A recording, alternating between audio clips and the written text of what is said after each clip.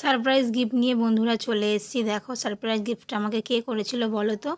এটা করেছিল আমার বড় ভাই। আমাকে কিন্তু সারপ্রাইজ গিফট দিয়েছিল। আমি যেহেতু কেক বানাই, ও আমাকে বলল, দিদি দেখ তো এটা তোর জন্য অর্ডার করেছিলাম, কেমন হয়েছে? আমি বললাম ভালোই হবে, খারাপ হবে কেন, তুই দিচ্ছিস বলে কথা।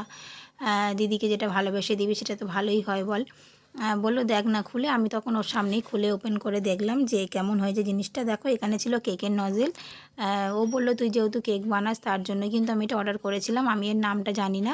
আমি তখন ওকে বললাম এটাকে কেক নজেল বলে। ভালো হয়েছে তুই আমাকে এটা গিফট দিয়েছিস, আমাকে আর কোনো দিনই কিনতে হবে না, যদি নষ্ট না হয় বা ভেঙে না যায়। এগুলো যথারীতি ভাঙে না, হয়তো হারিয়ে যেতে পারে বা ভেঙে যেতে পারে, হতে পারে, কখনো তো জিনিস কেমন হয় বোঝা যায় না। আমার মনে হলো জিনিসটা ভালো হবে, জিনিসটা খারাপ নয়। মিশো থেকে ওটা অর্ডার করেছিল, দেখো খুব কমেই পেয়ে গেছে। আর দোকানে কিনতে গেলে একটা একটা করে তো কিনতে হয়, অনেক দাম পড়ে যায়। আর জিনিসটা কিন্তু একদম পাতলা নয়, একটু মোটা আছে আর একটু বড় সাইজের আছে, একদম কিন্তু ছোট নয় সাইজটা।